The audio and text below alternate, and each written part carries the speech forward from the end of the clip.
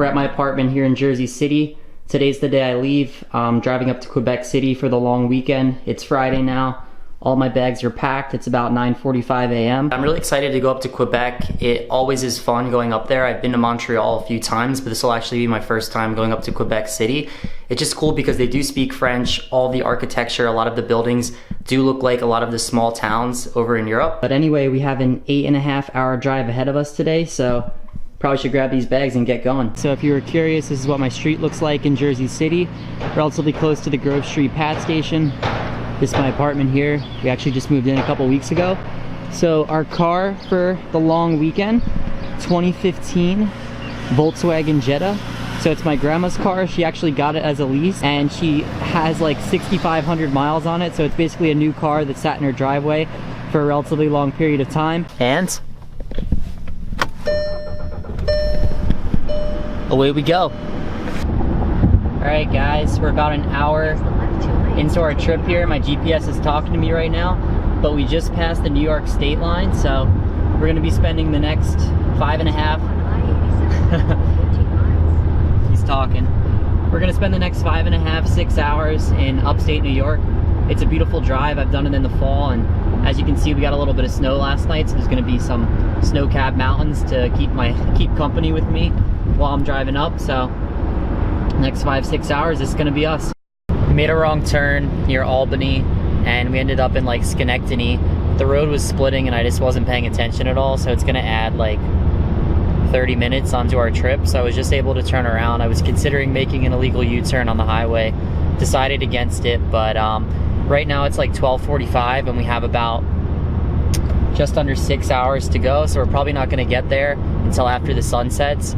I think the sun sets pretty early there, probably around like 4 p.m. So we're gonna be driving in the dark through Quebec, not sure why I said Quebec, for a couple hours. So it should be all right, but I told the Airbnb host we'll be there around then. We were just seeing on the radio as well, there's gonna be like a really intense snowstorm and then we're gonna get like a foot of snow here in Albany over the next couple days. So thankfully it's happening on Saturday and Sunday. Right now it's Friday afternoon and we're not gonna be driving back here until Monday, so it just worked out that we're gonna avoid it. But expecting some cold temperatures, and they're supposed to get about half a foot of snow up in Quebec City as well, so onward. So we're about halfway now. We're in upstate New York. We're about 4.5 hours from Quebec City and about an hour from the Canadian border. So we have about 2 hours till it gets dark out, so I kind of want to get going so I'm not spending so much time driving in the dark, especially on roads up in Canada that I've never been on before.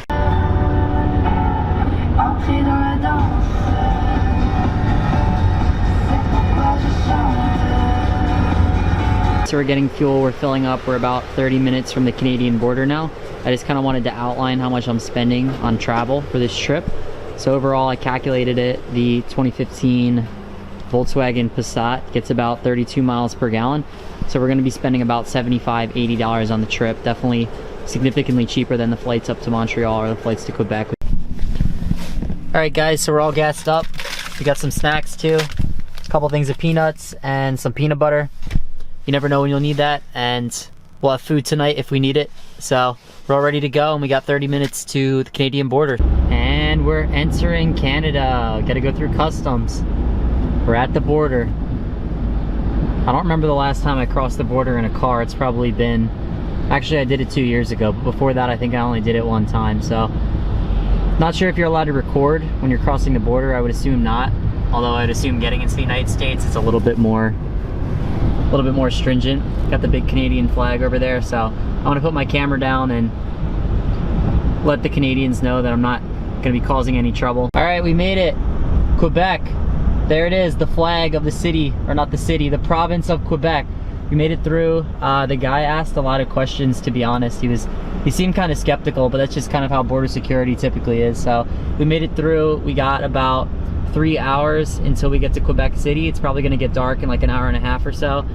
I love the crest or whatever you call it. I forget what that's called, but it's something related to the French culture.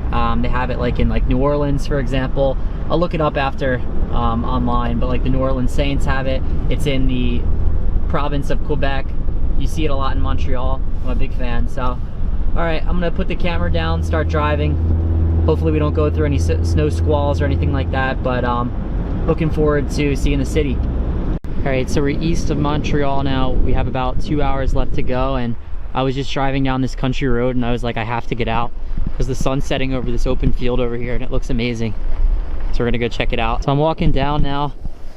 I have not good shoes for this. Obviously, I need to get the boots out. Once I get to Quebec City, my ankles are freezing right now, but it's worth it for this view of this amazing sunset. It's incredible. Oh my God, this is insane. I gotta go see this. It's like a fence here. It's protected land or something. I'll put my camera through. Wow. It's freezing out too. It's probably like 3 degrees right now. There's a plane. Woo! Woo!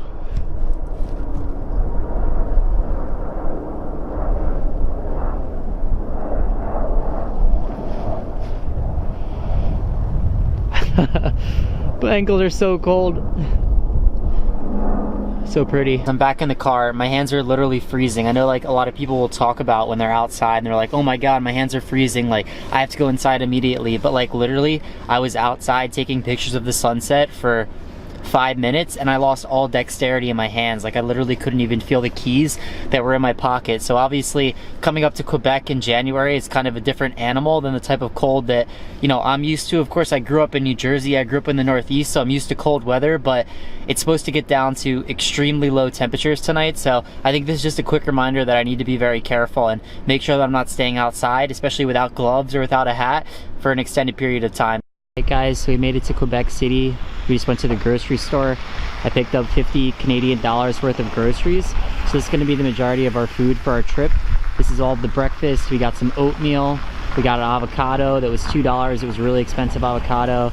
We got some toast. We got peanut butter and jelly. And we have some food for tonight. I'm going to make some salmon and some vegetables. So this is definitely a good way to save money when you're traveling. Stay at an Airbnb where you can cook your food. Go to the local grocery store and pick a few things up. So this is Quebec. So what I've seen so far is that it's definitely much more residential than Montreal. It's not super built up like a city. Like there's just a ton of small neighborhoods and like kind of cool houses. Also, you'll probably see as well in some of the clips that I'm showing, the snow piles up like 6 feet deep. Like the snow piles up incredibly high.